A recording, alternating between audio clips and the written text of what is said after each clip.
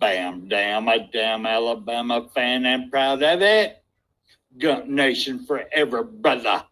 Namath again faking, quickly finds his target. Now cuts in. He's at the 40-yard line. He's at the 30. Quick drop throws in the end zone. Each number represents an expectation, a challenge that only a championship tradition can issue. Pressure. Anders hits him. The ball is loose. Alabama, here comes the heat. Cornelius Bennett. Whoa, did he get lit up? It is an endless passing of the torch that urges the wearer to enrich his legacy. Brings pressure up the middle in a hurry. They can't get away from Gunter. Alexander first down and more. Richardson breaks free on the sideline. Turns the corner. Can you say goodbye? Because at Alabama, tradition is not retired. It is built. This does put a smile on my face. Big up for it. Fires to the end zone.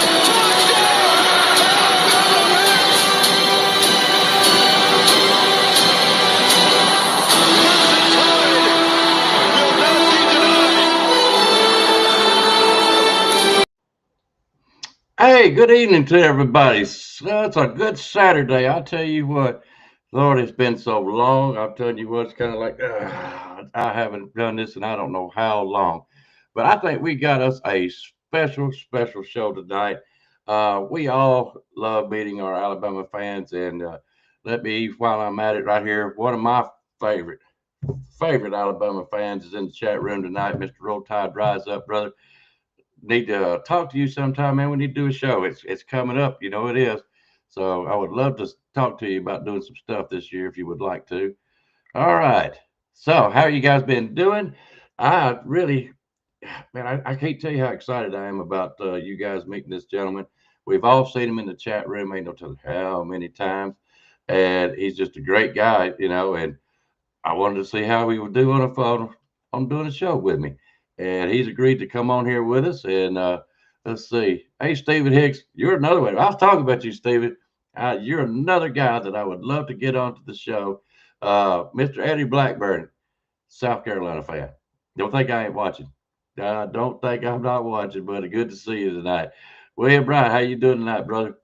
All right, guys, without further ado, I want you to guys meet this gentleman. I just can't wait. I just cannot wait.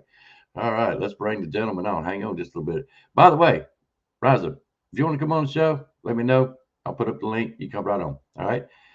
Or anybody else as far as that goes. But anyway, let's meet this gentleman. Here we go. I'm going to try this. Y'all might not like it. Let me know if you do. But here we go.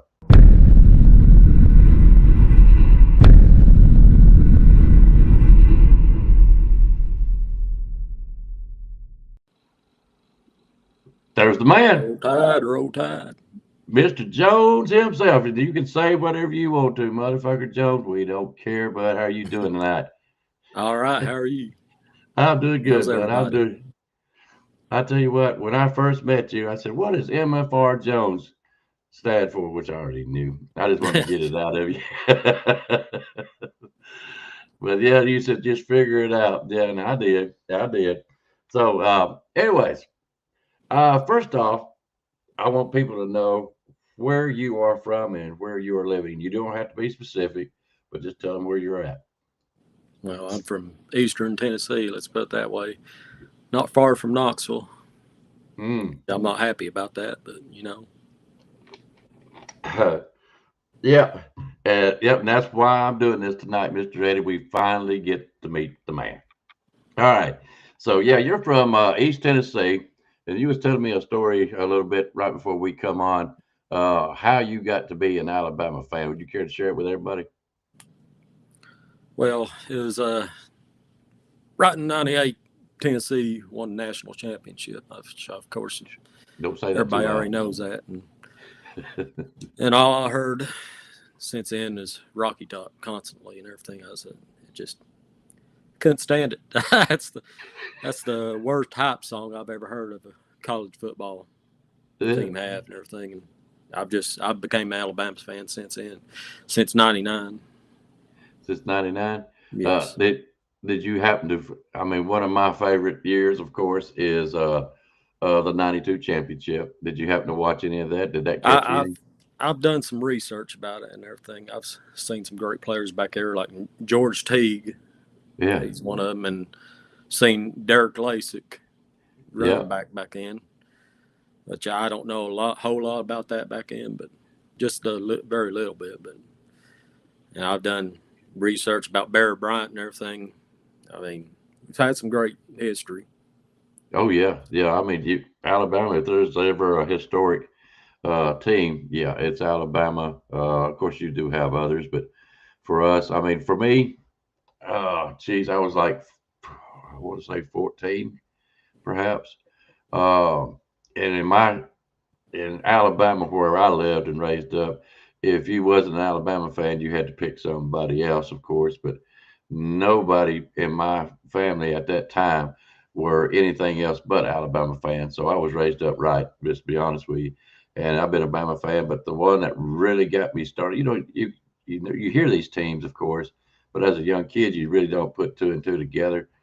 And the the year that we played Penn State, when I think it was like 21-21 at halftime, and the punter was punting, and the guy backed up right into him, and he basically punted the football right up the guy's butt, and of course we recover and we win it like 42-21.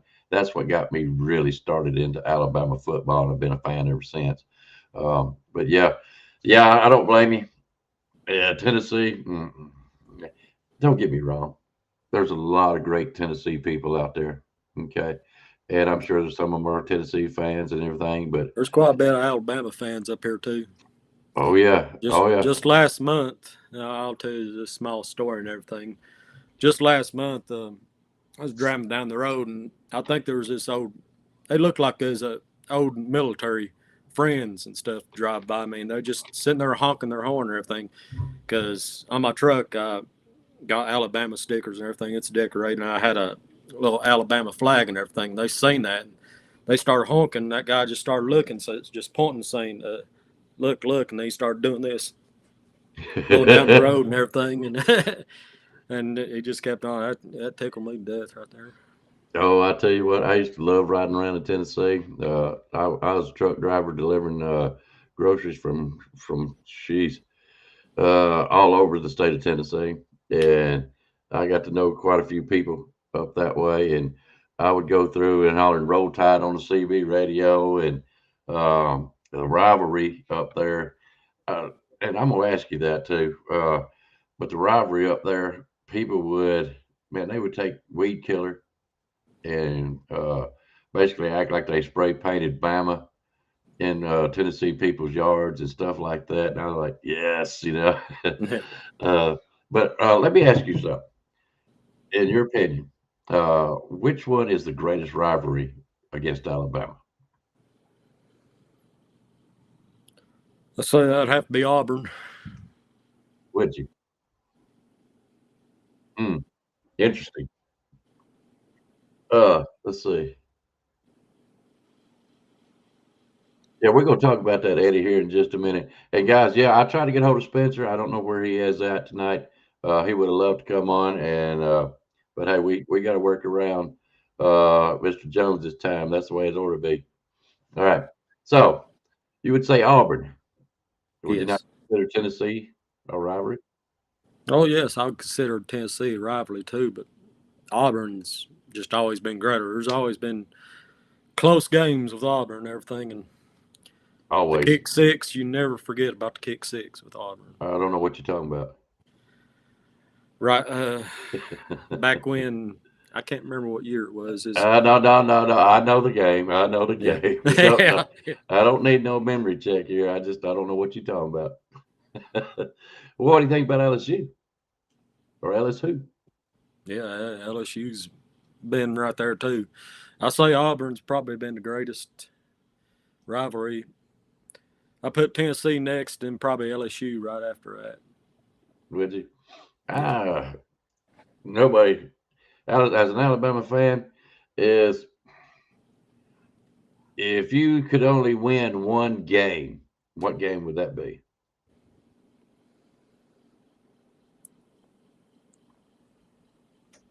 Would it be the one against Auburn, LSU, Georgia, Tennessee? Tennessee. You know, the one against Tennessee. So yeah, Yes. okay. All right. What about Georgia? Well, of course, I want to win against everybody, but Of course. Georgia's sort of like a little brother, might as well say. Yeah. So you wouldn't be as hurt as bad if we lost to Georgia, No. LSU, even Auburn. But as long as we beat Tennessee, you've had a good year. Oh, yes. Okay. All right. That sounds good. All right. So I'm going to move on a little bit. I know you live in Tennessee, and I know it had to be tough. Are you a truck driver? No. Just a pickup truck?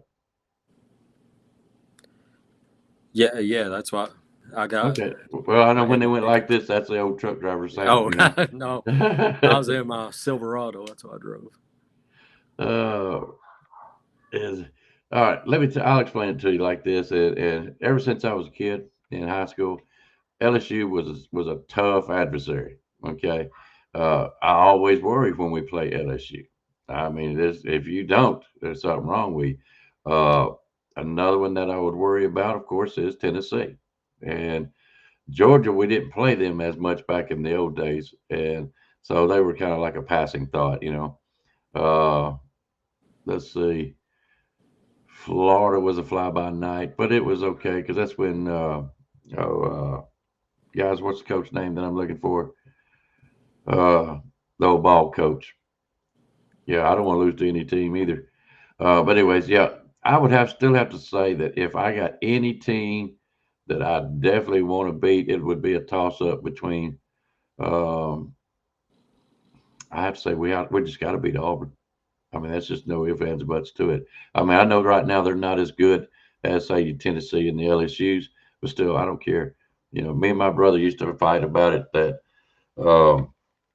it didn't matter if Alabama didn't have the best of team and Auburn had a better team, we would still end up beating them. And then back in them days, it seemed like it would turn around the other way too. Steve Spurrier, that's him. Thank you, Jeff. Thank you, William. Yes, sir. Highly respected, though. But that was the only time I really was worried about Florida. All right. So let me ask you this. Who is your favorite Alabama player?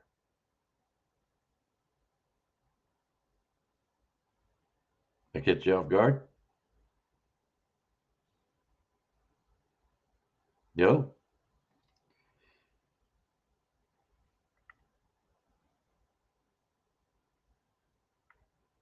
Yo? Think I got him. Got lost, or did I freeze up? Guys, am I still on? Hello?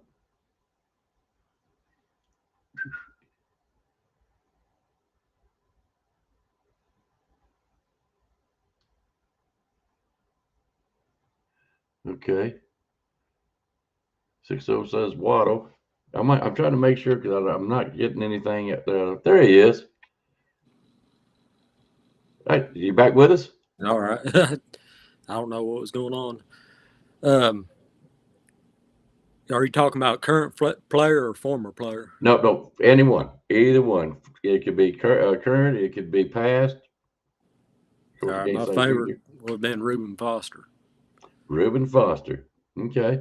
Who is your favorite now, or who? Let me ask you, who are you going to be looking for this year on the team to see how? I used to do that when I was a kid.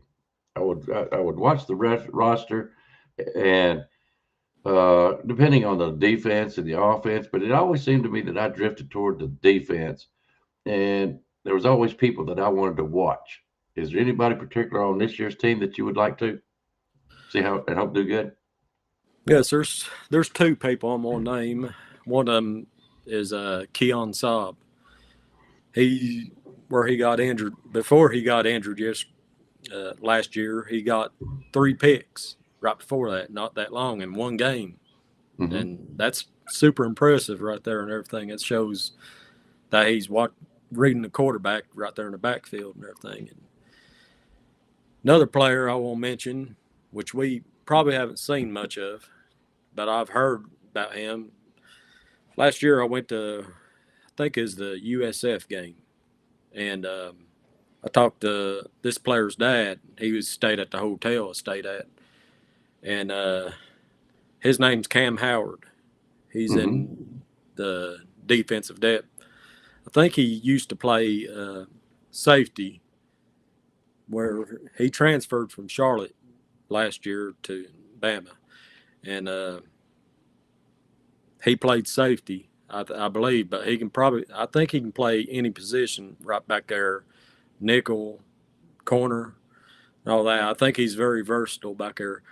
But I've heard good things about him. His dad was a high school coach, and he's sitting there telling me a story about how he's been coaching them up and everything. And one thing he's preached to him is about wrapping up when he's making tackles and everything. And he said, and he's very physical and everything, but he's preached on him. One of the number one things I think they ought to be doing back there is wrapping up where they're making their tackles and everything. But I'd say look for him, because I've heard he's wanting to get. He's very hungry. He's working hard back there, from what his dad's told me and everything. Okay, I like it. I like it so far. By the way, Jeff Stapleton and Nick Saban Jr. and my favorite Georgia fan, Mr. Two Times, come back on here. I want to say good evening to them too, or them three or four. But we appreciate it. Like I said, tonight is about meeting Mr. Jones. All right, so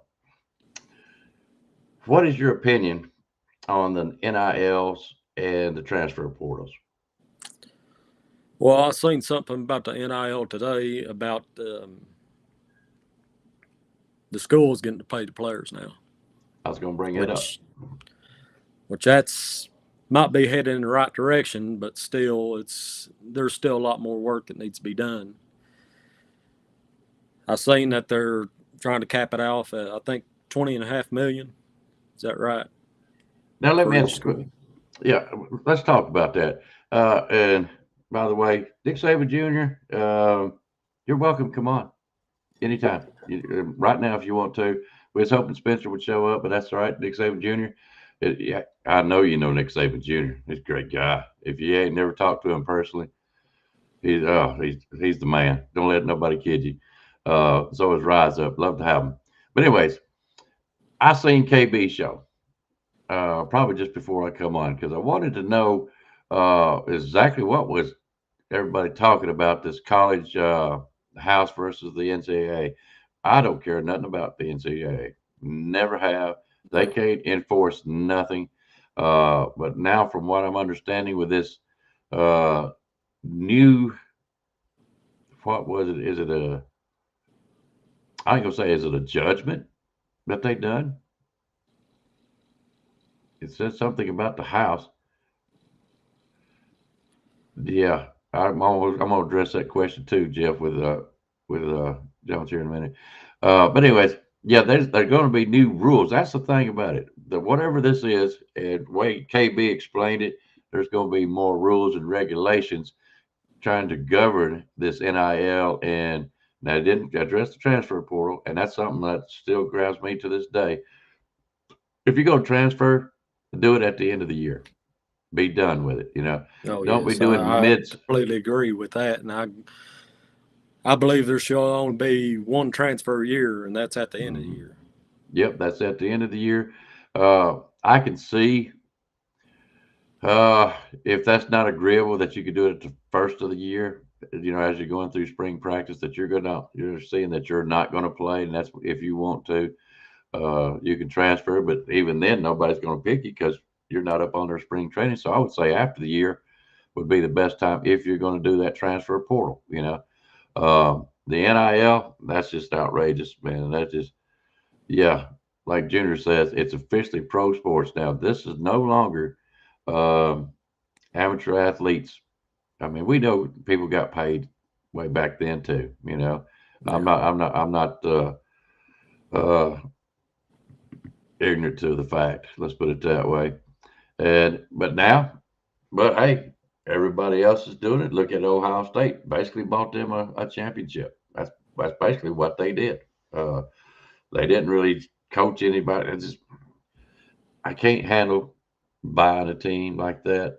I miss the old days when you come in, you signed up as a freshman, you set out pretty much most of the year, and come your sophomore, and you get to watch the young man grow from sophomore to senior, and and end up being great players. Now, one of the drawbacks to transfer portals and NILs, they don't hang around. They don't get trained. They're underdeveloped by the time they hit the NFL. So, anyways, all right. What do you think about the quarterback, Ty Simpson, replacing Milroe?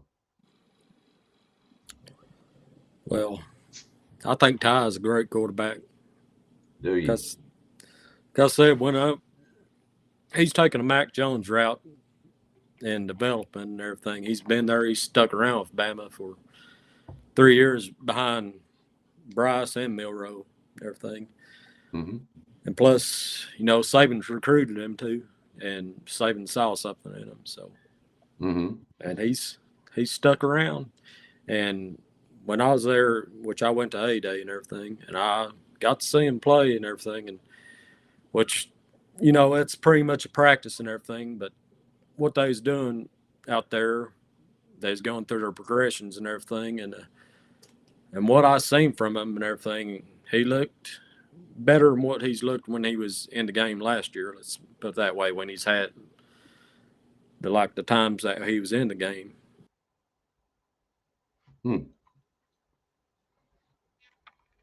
Got a feeling you froze up again. All right. So, what I'm going to ask, I'm going to post this out to you guys while he's froze up a little bit. Do you think that the backup quarterbacks, they don't get all the first team reps?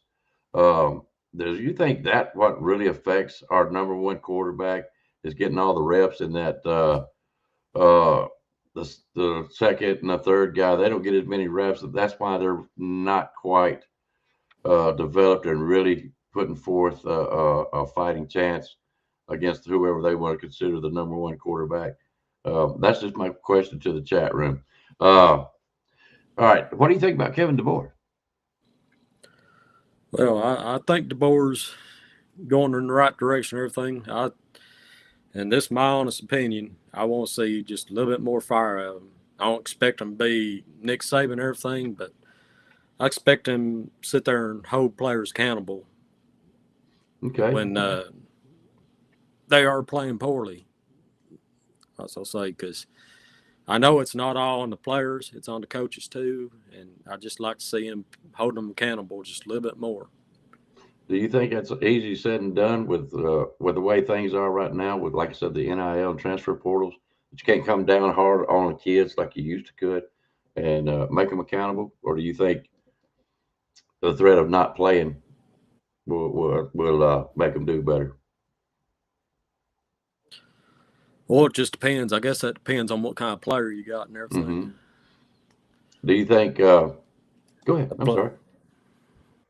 A player that wants to be developed and everything and wants to play for Bama and work hard, or a player I say if it's a player that's getting paid already in the NIL, that you might have to coach him a little bit different and everything, but still, I believe he should hold everybody accountable, period, whether they're getting paid or not, because they need that development. They need to know if they've done something wrong back there. All right. Well, what do you think about defense versus offense? And where I'm going with this, back in my day, defense was it. Yeah, you had offense, but if you notice now today in their football, high scoring, West Coast offense come in, then this come in, then this come in, and then what was it? Oh, geez. There were so many different styles that have come in, but it all had to do with air attacks and basically cutting out the running backs. Which way would you like to see it go? Would you like to see more of the high flying attack, or would you rather see a mixture, or would you rather see it more run heavy? I would say balanced, more balanced, because I mean you're going to need that. You're going to need a pass game. You're going to need a run game, both, and they both got to complement each other. And I guess it's going to depend on what kind of defense you play too. Some defense, like say we play Georgia and everything, you know Kirby's going to make adjustments and everything, and you know you're going to have a balanced offense to play whoever you're going to play. Like Georgia, for example, I mean, you're going to have a run game and pass game. And it just depends, like, what team you're going to be playing. Okay. So I'd like to see some running backs get more involved. There ain't no doubt. Like you said, with passing, you need to have that option of running the football. Oh, by the way, tell William what you're drinking tonight. I am drinking I think it's called an Alabama Slammer. Got a few different types of liquor in it, and you couldn't decide which one you wanted to do. I don't know.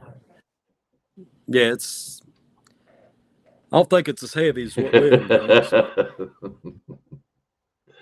I don't think anything is as heavy as what William drinks. He can still know I'm still on that shit, though. Oh, mate, that's funny. All right, let's say here. What's your expectations this year? Well, my expectations is us beat Vandy, Tennessee, and Oklahoma, especially Oklahoma. Yeah, I'd like to see us slaughter Vandy and Tennessee. I'd like to see us slaughter all of them. My ultimate expectations is to make it to playoffs and see how deep. Okay, because this is the second year of DeBoer. Do you really expect him to have a championship this year? And I understand revenge. Trust me, I understand revenge. You want to beat Vandy and Oklahoma. Well, I think they're coming to our field this year. So there stands a chance, of course. But, yeah, those are three good ones that I'll be watching this year. That's for sure. Oh, yes. I'm hoping I'm able to make it to the Tennessee game. I'm going to try my best to make it to that one. William says if you ain't slurring, you ain't purring.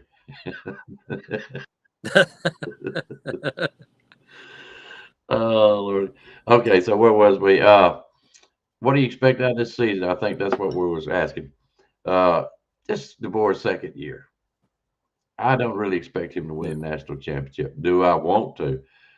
I'm not going to be mad if he doesn't. I'm going to be probably a little pissed, of course, just like any good Alabama fan would be.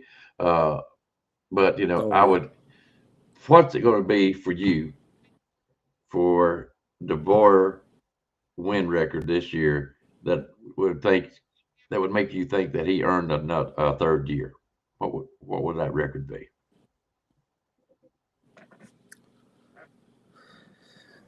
I'd say I'd go 2-loss season at least. Okay. Any particular teams? Well, I'd say Georgia would probably be a possible one, and the other one's probably either LSU or Auburn, because I know. No. Auburn's always a close game, even though I know you don't want to hear that, but it usually is. They always play as hard, and we're playing down there at their field this year, so you know they got that voodoo stuff going on. As Rise Up likes to say, that chicken bone field. That's funny. Okay, so a 2-loss season would be all right with you. How far along? A 2-loss season will put them in the playoffs, don't you think? Yes, that should absolutely put them in the playoffs. What do you think about that? What I mean by that is it my understanding that they're going to a 16 team? I do not know when they're going to That's what start I know that. they I will. don't know if it's this coming season. Yeah, I know they will, but I've been out, guys. Y'all look over me. I really have been busy, doing all kinds of stuff. And if I was to sit there and tell you, they're like, how in the world you got time for all this crap? But I'm not sure when it starts, but I know they're going to go to it. Spencer would know, and probably Nick Saban Jr. helped me out on this one, brother. I know you'd know. But anyways, a 2 loss is going to put us in the playoffs. How far along in that playoff do you think would be satisfactory to you? Should we make it to the championship game or the semifinals? What do you think? Well, right now, I believe we make it to the playoffs and everything. We should make it to the championship game. Because looking at who all come back on defense, we had a lot of good defensive players come back and everything. And we got a whole lot of defensive depth. And on the offense, we got a whole lot of playmakers too. Only thing that worries me about the offense is just the offensive line, seeing how they're going to perform this season. And I believe they're going to step up. I honestly believe they do. From what I've seen in A-Day, they look pretty good. But then again, that's just pretty much a practice. So you can't judge them until we see the first couple games at least. And then we'll know a little bit more about that. But yeah, the O-line's always, it's been a problem the last few years. You know, that, and I think that reflected a lot on Milroe's play too. Had he had more time from the offensive line, I think he could have done even better than what he did. You know, he had to play Superman hero a lot of time, you know, and you can't expect any quarterback to succeed like that all the time. You know, luckily he was good enough to pull it off a lot of times. But anyways, yeah, the old line, and that's the reason I'm kind of curious about talking to somebody. What do you think about the running backs? Do you think they're going to actually fit well in DeBoer's system this year? yes, I believe they will. And I believe we got some good running backs too. Of course, Jam coming back. That's wonderful news right there because the way he performed last season. Then you got Richard Young, which it looks like he's going to be very physical out there. And then I've seen on some other Bama channels about Daniel Hill and everything. And I heard he should be up there in the run. I say he'll be the third running back right behind them two. And I don't know how the rotating's going to do, but I believe they're going to do good. Well, I believe Jam. Oh my goodness gracious, he's going to be great this year if they give him the ball. Okay, but I feel like, and I look at Richard Young as being your fullback style. Get that short yardage. Okay, and it looks like to me he's got the size for it. So I'm hoping that's what I really, really do want to see Richard Young do good. He was the reason that I can't even think of his name right now. I'm so blank tonight. But anyways, yeah, I want to see him do good. Now, Daniel Hill, I've heard a little bit. Now, I think he'll be all right. He'll probably be, like you said, your third rotation. But it's all really going to fall down onto Jam, probably Daniel Hill. And I feel like Richard Young will be your short yardage guy. And I think he'll be great at that. So now let me ask you this. Is Ty Simpson the one that you would like to see as the quarterback? Oh, yes, what about absolutely. Austin Mack or I believe Austin Max needs just a little bit more development, which what I've seen, which again, I watched an A-Day, I watched all three play. Ty was front runner. He was the progressions he's making in A-Day. Those good. They look good. And he was fast. There's good, clean snaps, rotation on the football and everything, passing it. And right there, right behind him was Keelan, which he did throw one pick during A-Day. But him and Ty both was right there neck and neck. The way they played, everything, and they look good from what I've seen. I want Keelan Russell set out a year, and he may be the best quarterback to ever come through Alabama. But seeing how this is DeBoer's second year, so everybody's still learning his program. Okay, and I want this young man to learn the program without being under pressure, and being under scrutiny of Alabama fans. That's why I want him to sit out a year. So that way, when he does pop on scene, he should be, well familiar with the system and work out any kind of bugs, feel at home. You know what I'm saying? And get out there and play some football. You know what I'm saying? So that's the reason I want him out this year. If something was to happen to Ty, I would still want to get Austin Mack. Now, I don't know what's going to happen to Austin Mack. I've heard several rumors about that, but I still don't want Russell going in. I really don't. I really want this man's confidence for next year to put up a fight and try to go for that number one spot. That's what I want out of Keelan Russell. I really, really do. I don't want him hurt. I don't want his confidence going down. That's just me, and I hope that's what happens. So what do you think about the defense? Who are you looking for? Saab? Yes, Keon Saab, and looking back there at Cam Howard. Hopefully he gets in the rotation and makes some plays. He's very hungry. He's wanting in there. Let me ask you this. Wide receivers. Did anybody impress you in A-Day besides Ryan Williams? Well, I will say Isaiah Horton, he did impress me. Jeremy Bernard, which Jeremy Bernard impressed me last season. The way he was, the way he's jumping up for the ball, physical, wasn't afraid to go one-on-one with the player. Physicality, catching and everything, and he made a lot of plays last season. And he's impressed me. Plus, in A-Day, he did, whenever they did that trick play where they passed it over him and he passed it downfield, they did sort of a back pass play and he passed it down the field to Isaiah Horton for a touchdown in A-Day. So, I mean, that was pretty impressive for him, which, again, that wasn't him catching it, but still, I mean, that was impressive for a receiver passing it down the ball and everything, knowing that's just that much more he can do right there. Okay. I'm curious. All right. Now, you said Cam Howard. Saab was a transfer from out of Michigan, if I remember correctly. I wanted him to do good last year, and I'm hoping this year he can really break out. Anybody on the defensive line that you'd be curious to watch this year? Defensive line, you see James Smith. He impressed me last season. Just jumping up, he's watching the football and everything. He's jumping up, knocking the balls down and everything. He's watching the quarterback, reading the quarterback, and he made a few plays last season. Okay.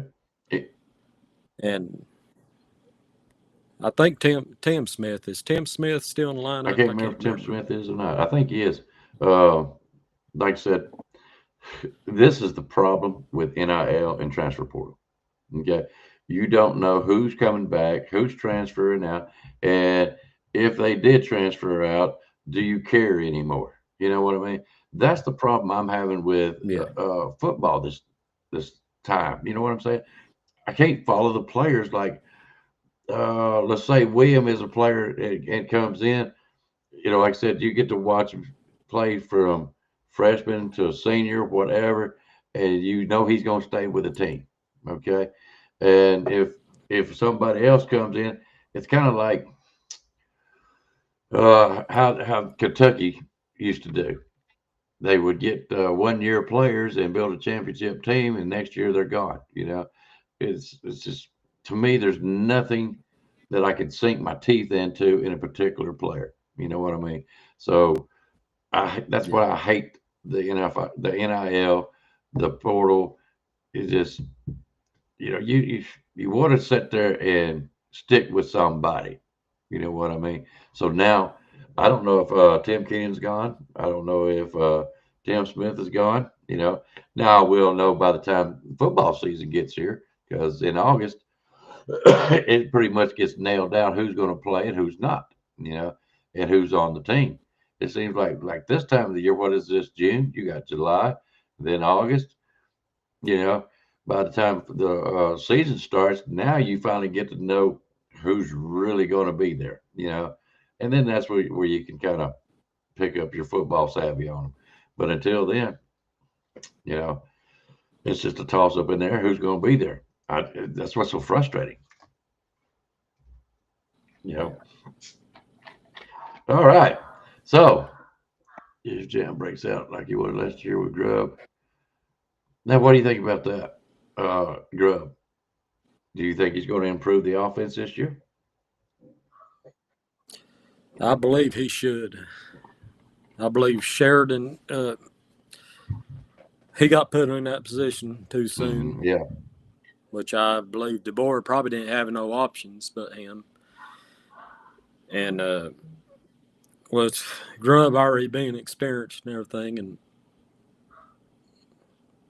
what he's done with the receivers at Washington and everything, he should be ready. Which then again, I would say that could have been Michael Penix could have made a lot of plays himself. They could have had a great quarterback up there in Washington that made all them plays too. Mm-hmm. But then again, it took Grubb calling up them plays and everything for them to make some of them plays they made up there. But I believe we should see a great improvement on the play calling and everything. I believe another good thing about Grubb, I believe he'll make adjustments when they're needed. Mm-hmm.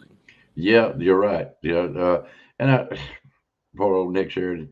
Yeah, I believe he was thrown in there when Grubb decided not to come.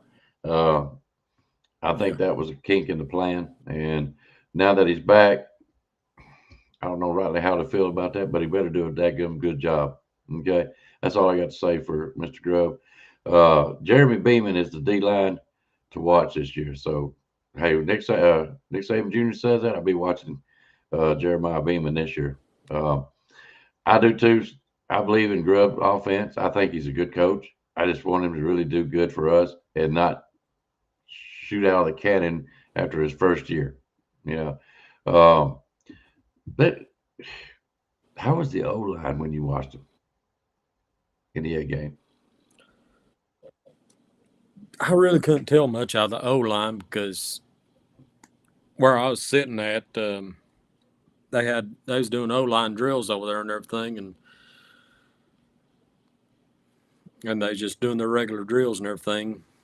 I seen Caden Proctor get on one of them, so he's trying. I think he's playing more of a leader role, and I mean, from what I've seen, I think they done pretty good on their drills and everything, but really wasn't no game time watching on them, so I couldn't tell. Yeah, I'm glad they didn't show it on TV because I don't want to watch a practice. I want to see them getting after it. You know what I mean? Yeah. So we're basically strapped here until August to find out what we really got. I kind of feel like that the O line's going to be better this year, depending on what kind of style that Grubb is going to run. And the reason I say that is because last year we really didn't have enough impressive running game for me to really brag about. And I believe you should be able to block before you try to pass, but football's changed. So I'm kind of like in limbo. What do I really feel about football now? So but I always still feel like you should be able to run the ball, and block. So if the O-line can do that, that'll help us out extremely well in the passing situations. That's my opinion. Or another good thing about Grubb offense and everything, it's going to be fast and everything. Because Washington last year, if you watch some of their games and everything, where they made the snaps and everything, they got the ball out pretty quick with him. And so if the O-line isn't holding up as much this year, I expect them to be getting the ball out pretty quick. So you think fast play, get it out, go. Okay. Yeah. So there's no, basically just get in the way of whoever's coming at them, and particular blocking skills not necessary. Is that what you're saying? Well, I'm not going to say it's not necessary. I'm just going to say if that's if that's what's going to happen, everything, I believe we'll adjust where we're going to get the ball out fast and everything. So that would include slants, bubble screens, that type of stuff. Yeah.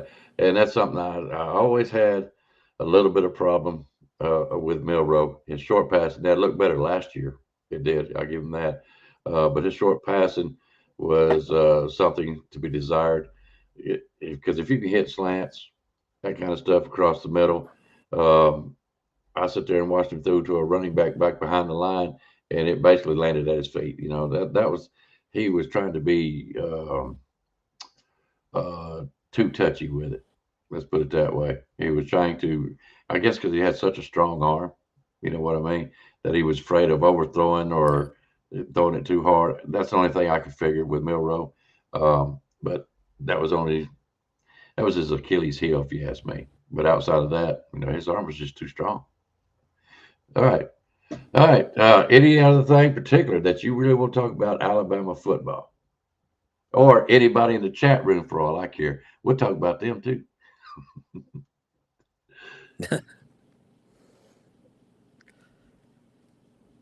I would like to say a little bit more about the NIL and everything. Them sitting there, I mean, it's a step in the right direction. We know the NIL probably isn't going to go away and everything. So what can we do about it? For one thing, I believe should be salary capped and everything. And I believe if they do anything right, they ought to try to spread the money out even as they can upon the players, upon the team and everything. Which I believe more of the work they're doing. I was reading on ESPN today about that's where I was seeing the NIL source from. And they was talking about like Texas still would have outside sources paying their players NIL. So that won't count against what the salary cap they got, like at $20.5 million. So I believe there's still a little bit more work that's going to have to be done with an NIL. I don't believe there should be outside sources in NIL playing everything if the schools are playing the players. Well, you got to look at it this way. Now that the schools are paying, I'm sure anybody over in this chat room is going to agree with me. They're now pros. This is not amateur football anymore. You're basically playing a pro league. I'm sure we all like to think semi-pro. To me, it's kind of like playing Major League Baseball and minor league baseball, you know. And you still get paid, you know. With the NIL, I mean, you go pros, you're going to have your outside sources there too, trying to help. I say help you out. You know what I mean? Kind of line your pockets up, do a commercial for me, or come to my birthday party, or you know what I'm saying? There's something else going on besides just regular pay in the pros. And this is going to be the same way in the NIL deal. I think it ain't me. I hope that this new ruling that's come down, that we can pay for our players with a salary cap, that it starts regulations on the NIL stuff. I'd like to see the NIL go away, period. I really would. If there's a salary cap, make it salary cap for everybody where it's fair. And that's as far as you can go, and regulate it. And I said, I think what KB said is going to be arbitrary and everything else. It is the right step in the right direction. From what I understand also that KB said something about past players getting paid. Love it. I mean, they put their heart and soul into the game too. Oh yes, you absolutely. know, they're the ones that made college football what it is today. You know, so yeah, I'm proud of that too. That was a great thing here to me. So what else do you think about the NIL?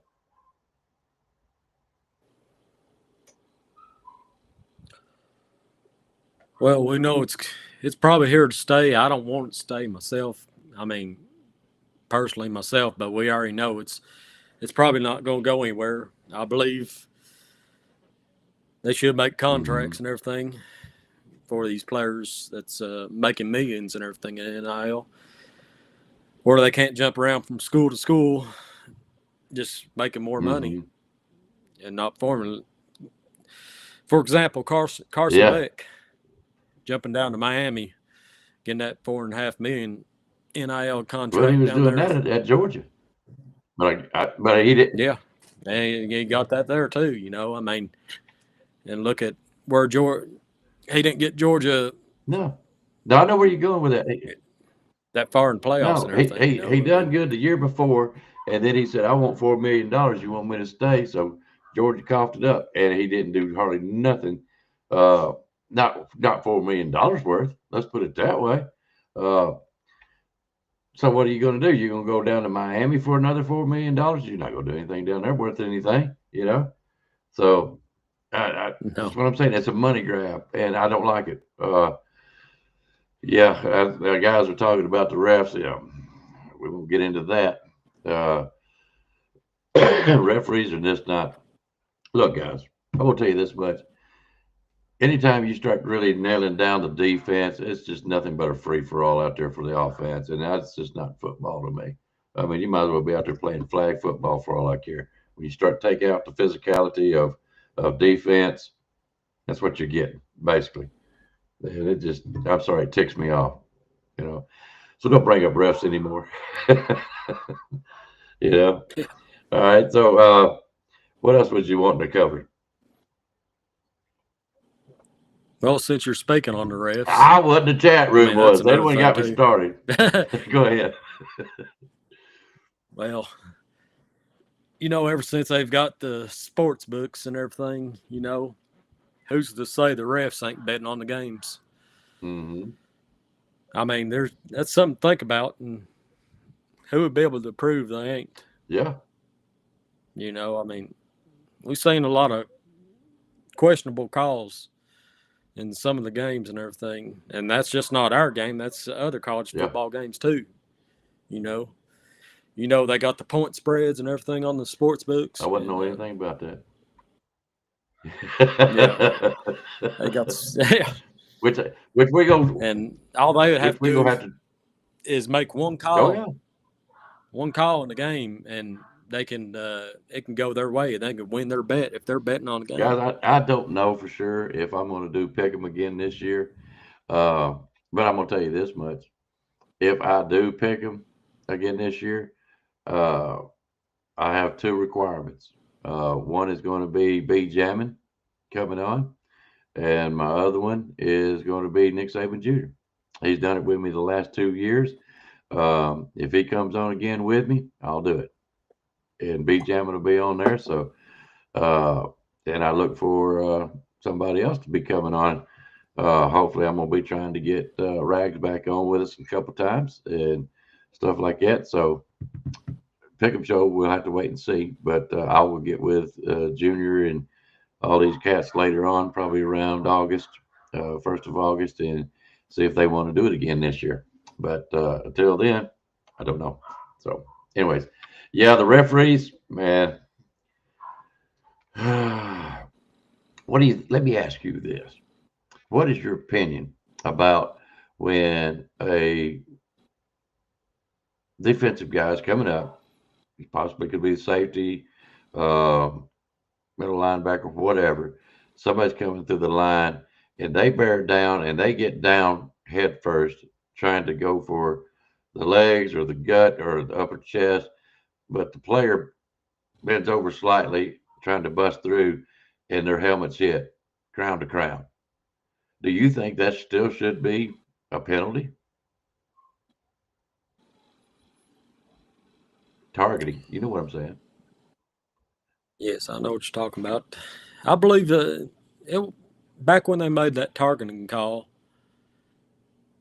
I believe it wasn't long after a year, It was after a year of the Alabama-Clemson game. They made the targeting call, right?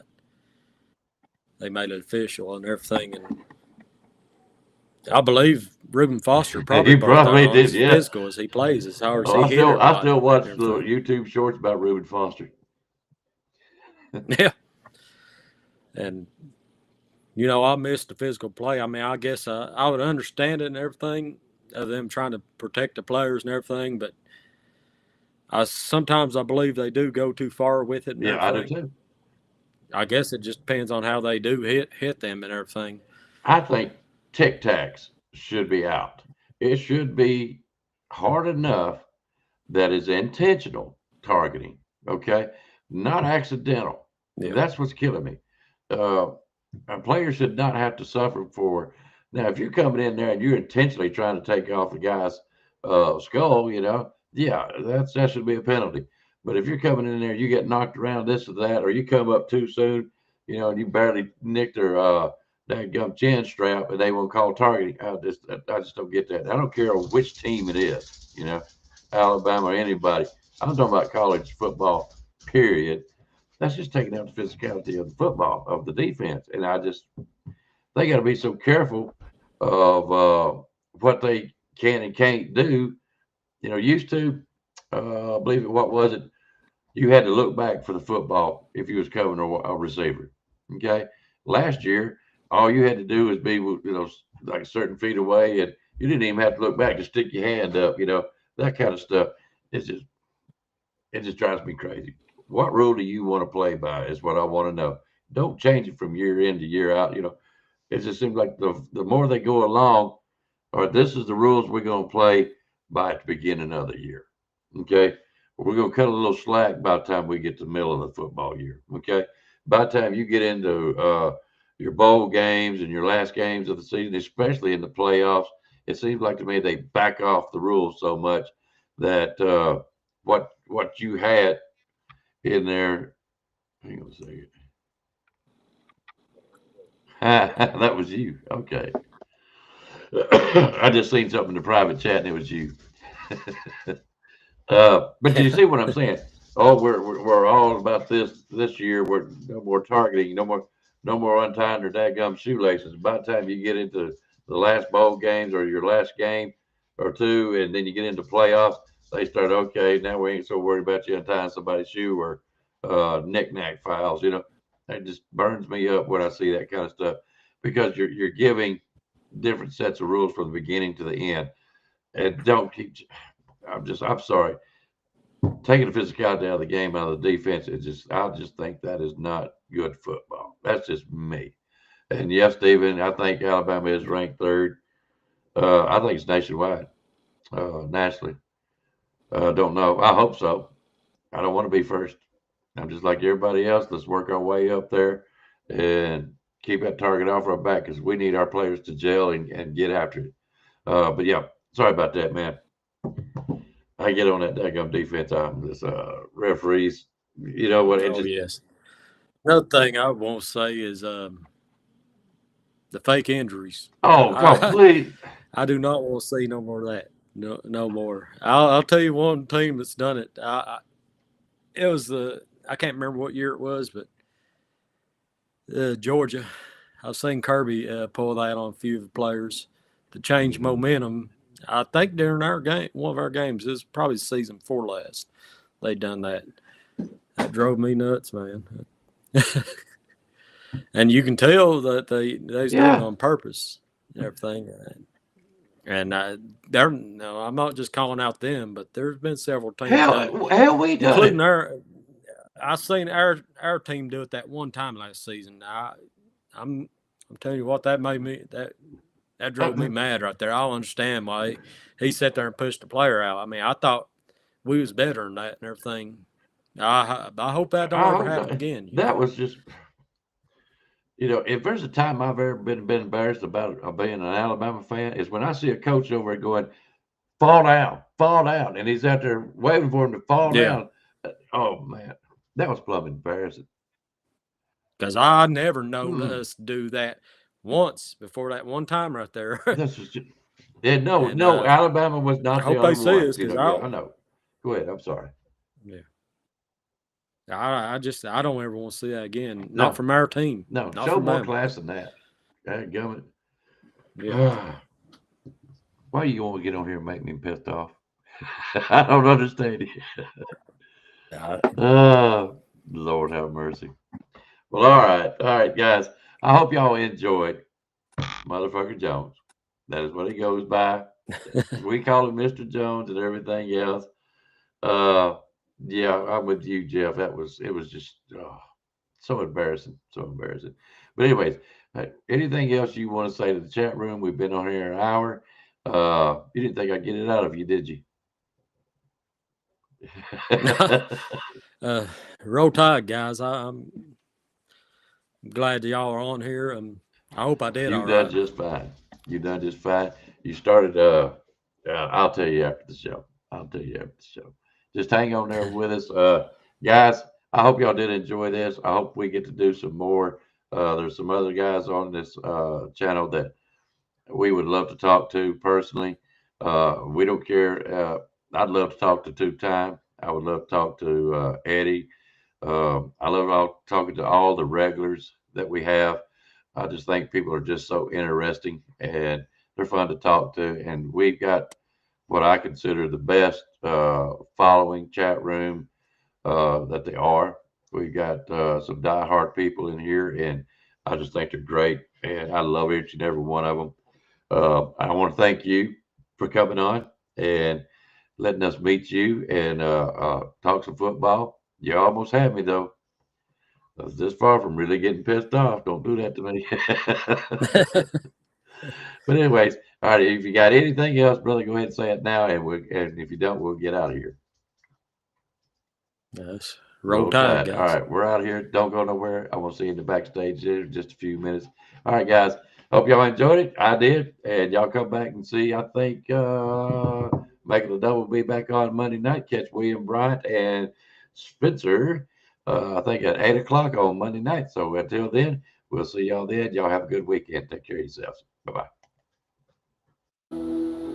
You've got to be better in all three areas of life, which of course are spiritual, mental, and physical. You must be able to discipline yourself. If you don't learn but one thing out of football, it'll be worthwhile. There's certain sacrifices that you will have to make. There are going to be many sacrifices you have to make in later life. To fight. Oh, I don't mean fist fight. I mean to get up and come back and get up and come back and get up and come back again after you've been knocked down. And that could happen to you in later life. But if it does, you're going to know how to handle it. There's no one that ever has or ever will accomplish anything alone. I've read about self-made men. That's Tommy rot, as far as I'm concerned. I don't even know how to define intangibles. And I know that if you learn these lessons, you'll have it. And if you have it, you'll win, and you'll be better prepared in those three areas of life that we've been talking about. That there are going to be times for everyone that you're going to get discouraged. But if you never lose sight of your objective and never give up on yourself, if we do that as a team, 11 at a time, 4 years from now, why, you'll be walking out